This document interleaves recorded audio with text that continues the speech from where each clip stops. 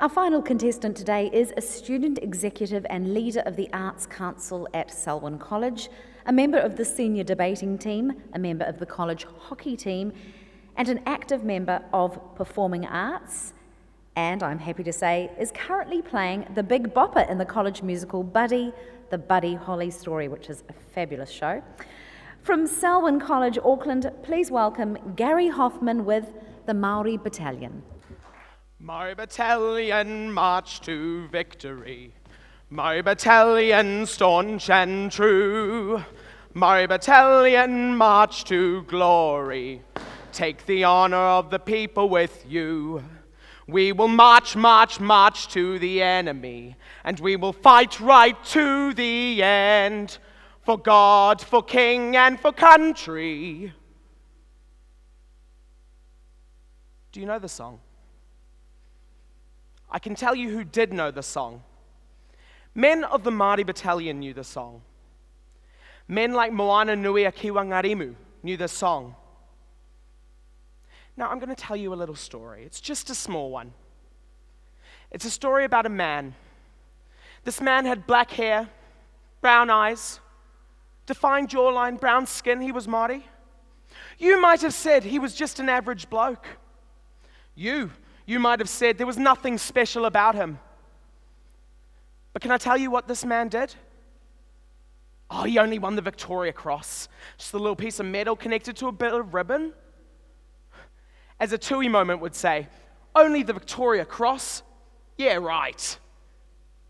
The Victoria Cross is only awarded to soldiers who are gallant and brave. It is the highest commendation that a soldier can achieve. It is what a soldier strives for. This is the story of Moana Nui a Kiwa Ngarimu. At the young age of 22, Ngarimu joined the Māori Battalion, volunteering to fight for king and country. They left in 1940 in May. The Māori Battalion fought in Crete. The Māori Battalion fought in Greece. The Māori Battalion fought in the North African campaigns. It was during the North African campaigns that the battle moved to Tunisia.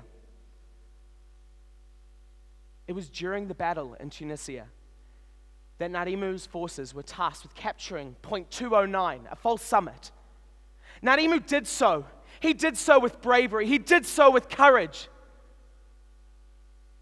But in the morning, only he and 2 other soldiers remained. The British sent him reinforcements, but it was too late. That morning, the Germans counterattacked. Ngarimu fought. He was defiant. He was courageous. He had his Tommy gun at his hip. He was a soldier. He was the Māori warrior. But 2 bullets. 2 bullets is all it took. 2 bullets, and potentially one of the greatest leaders of that generation was lost. 2 bullets, and Ngarimu was no more. This was the same with every 584 men who fell in the Māori Battalion. 2 bullets is all it took, and their lives were lost forever. We could never have them back. They were one of our own. One of our brothers, one of our whānau, gone. But at what cost? A letter taken from a German prisoner describes the fighting, but in particular, it describes the Māori Battalion. It reads, "We are once again confronted by the dreaded Māori warrior, feared by all, warriors all. What are their claims? How were they ever led to oppose us? Why are they fighting?" These questions put forward by this German soldier is exactly what I am trying to answer today. In 1938, Labour was in for its 2nd term of government, and Prime Minister Michael Savage was pushing forward major social reforms. However, the equality for all spared little parity for Māori. In 1939, Māori were inadequately housed. In 1939, Māori were treated as second-class citizens. So why? Why? Why is it that the Māori were fighting for king and country, but not their king, not King Mahuta, but for King George IV of England?